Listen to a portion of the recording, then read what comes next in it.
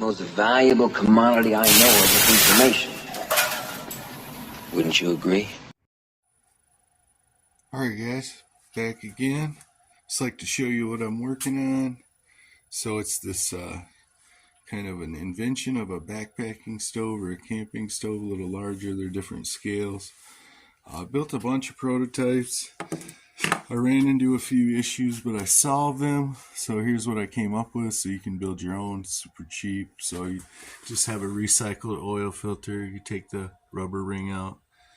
For now I'm using that as the base. This has been running for quite some time. You can pick it up. The outside is nice and cool. That's just an alcohol flame. I don't know if you're familiar with heat products. They sell them at gas stations. It's a source of alcohol people use for camp stoves. So this is about 700-800 degrees there in the middle. It's alcohol flame. That wick is right there is what's driving the whole thing. It's like a forever wick. Supposedly it's a really good wicking material. What it is it's welding mat for plumbers. So they use this it's called carbon felt. They use it for welding on not burning things. So they get these little blankets. It's like the softest material, but yeah, it's an awesome wick. So I got a bunch of it. I kind of rolled up about the equal amount to that into a tube, and then so that's all well and good, but that's not going to cook anything. I mean, it might, but it would take a long time. So what I came up with and what the primary driver is, it's one of these little air pumps. They sell them. They're just a couple of dollars. You can get them. This is a silicone tube.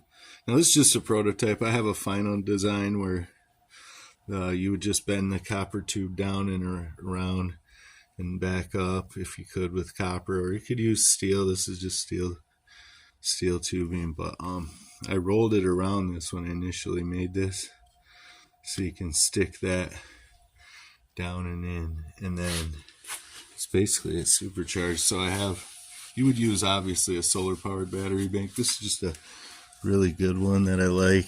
It's not solar though. It's got like 10,000 milliamp hours, so it's pretty decent. Plug it in, get the pump kick on, and then I'll just show you. You can kind of see it, like, boom, great success. So we are running this small air pump, which barely uses 1/10 of a watt, off of a really powerful power pack. So you get the solar powered one of those. And this is your cooking stove. That's just heat. Alcohol commonly used in cooking stoves. It's kind of got a yellow flame because I had some in this filter here, which is a fuel filter.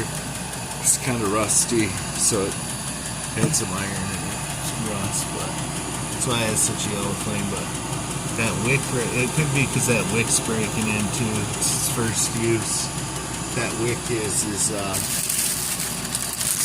welding mat for plumbers. A few moments later. But yeah, you can cook a lot better on that kind of flame right there. So yeah, that's the device.